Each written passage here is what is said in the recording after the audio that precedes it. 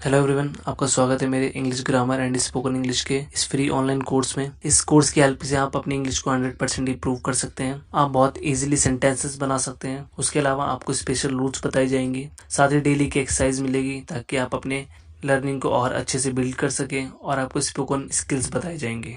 सो बने रहिए मेरे साथ इस लेक्चर में। So my name is Vinod Kumar and this is my channel Inspiration for You. If you like the lecture, if you like the content, so please like and support. आज हम अपने chapter number 3 की बात करते हैं, फ्यूचर सिंपल सेंटेंसेस। इसमें हम सीखेंगे यूज ऑफ विल बी, होगा, होगी, होंगे। तो बेसिकली होगा, होगी, होंगे का इस्तेमाल का फ्यूचर सेंटेंसेस के लिए इस्तेमाल होता है। जैसे कि आप जानते हैं कि कोई चीज़ अगर हमें फ्यूचर में प्रोनाउंस करनी हो बट उसके अंदर किसी भी तरीके के हम वर्ब का इस्तेमाल नहीं कर रहे हैं तो इसे हम फ्यूचर सिंपल सेंटेंसेस कहते हैं। मैं अगर किसी के बारे में बता रहा हूँ या किसी की एडजेक्टिव विशेषता बता रहा हूँ या मैं किसी को उसकी कुछ क्वालिटी के बारे में बता रहा हूँ तो बेसिकली उनको हम फ्यूचर सिंपल सेंटेंसेस के थ्रू बनाते हैं। और मैं मानता हूँ टेंसेस के जितने भी चैप्टर हैं उन चैप्टर में सबसे ईजी चैप्टर जो है वो यही चैप्टर है, use of will be. Because आप यहाँ पर देखेंगे singular noun, plural noun, he, she, name, this, that, you, we, they, those, I, इन सब के साथ में आपका विल बी का यूज होगा। जैसे कि आप पहले की स्लाइड में देख रहे थे कि जैसे वॉज का यूज सिंगुलर नाउन के लिए था, वर का यूज प्लूरल नाउन के साथ में था, उसी तरीके से इस का यूज सिंगुलर नाउन्स के साथ में था, आर का यूज प्लूरल नाउन के साथ में था। आप इसमें देखेंगे विल बी का यूज तीनों ही के लिए इस्तेमाल होता है, सिंगुलर नाउन, प्लूरल नाउन और आई। तो आइए अब हम अपने सेंटेंसेस की तरफ बढ़ते हैं। अफर्मेटिव सेंटेंसेस, आप सामने इसका स्ट्रक्चर देख सकते हैं, noun plus will be plus object. बहुत ही सिंपल स्ट्रक्चर है। आप इसको अगर एक बार पढ़ भी लेंगे या इसके कुछ एग्जांपल कर लेंगे आपको लाइफ टाइम ये स्ट्रक्चर याद रहेगा। आइए हम अपने एग्जांपल्स को देखते हैं।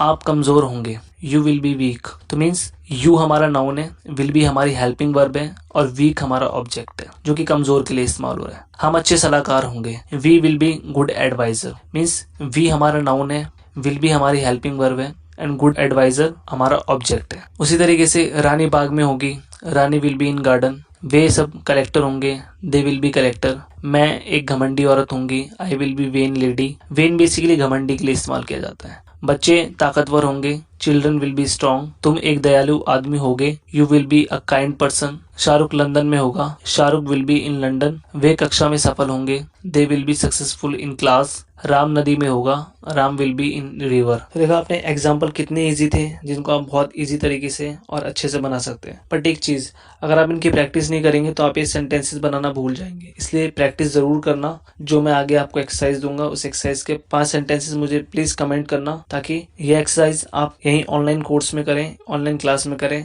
और दोबारा आपको ये करने की जरूरत ना पड़े। अब बात करते हैं नेगेटिव सेंटेंसेस की। सो इसमें आप स्ट्रक्चर देखिए, noun plus will not B plus object. हाँ, इसमें आप देखेंगे कि विल और विल बी के बीच में नॉट का यूज हो रहा है तो आपको हर स्ट्रक्चर में इसी तरीके से इस्तेमाल करना है। और अगर कहीं पर भी फ्यूचर सिंपल सेंटेंस में नॉट का यूज होता है तो जैसे एग्जांपल देखते हैं हम, मैं धोबी नहीं होऊंगा, I will not B washman. तो इसमें आई के साथ में विल नॉट बी यूज कर दिया। आई हमारा नाउन है, विल नॉट बी हमारी हेल्पिंग वर्ब है और वॉशमैन हमारा ऑब्जेक्ट है। सेकेंड एग्जाम्पल, यह मेरी पेंसिल नहीं होगी, this will not be my pencil. This हमारी नाउन है, विल नॉट भी हमारी हेल्पिंग वर्ब है, पेंसिल हमारा ऑब्जेक्ट है। वहीं वे मेरे फिजूल खर्च नहीं होंगे, that will not be my एक्स्ट्रावेजेंस।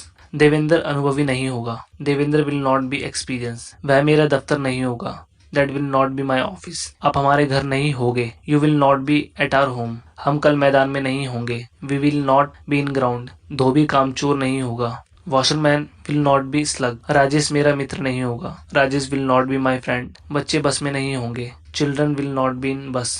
आइए अब चलते हैं हम अपने इंटरोगेटिव सेंटेंसेस की तरफ पे। तो आप सामने स्क्रीन पे स्ट्रक्चर देख सकते हैं। जो फर्स्ट स्ट्रक्चर है will plus noun plus be plus object. हाँ, आप इसके अंदर विल बी के बीच में नाउन का यूज करेंगे अगर आप सेंटेंसेस क्वेश्चन मार्क वाले बना रहे हैं तो इसलिए आपको हर एक सेंटेंस में नाउन को बीच में यूज करना पड़ेगा। अगर आपके क्वेश्चन वाले सेंटेंसेस में नॉट का यूज हो रहा है यानी कि नहीं का इस्तेमाल हो रहा है तो आप इसमें नॉट भी यूज कर सकते हैं बट बी के बाद में। इसका स्ट्रक्चर है will plus noun plus be plus not plus object. आइए एग्जांपल देखते हैं। फर्स्ट एग्जांपल है, क्या वे आज्ञाकारी होंगे, will they be obedient. Second example हमारा, क्या आप एक वकील होंगे? Will you be a lawyer? क्या वह एक नौकरानी होगी? Will she be servant? क्या विद्यार्थी धार्मिक होंगे? Will student be religionist? क्या मैं एक सफल कलाकार होंगी? Will I be successful artist? क्या सरकार लोकतांत्रिक होगी? Will government be democratic? तो आप देख सकते हैं कि सेंटेंसेस बनाना बहुत ही ईजी है अगर आप कुछ बेसिक स्ट्रक्चर को अगर फॉलो करते हैं। मैं आगे की स्लाइड्स में आपको कुछ एक्सरसाइज दे रहा हूँ, उन एक्सरसाइज को आपको घर पे करना है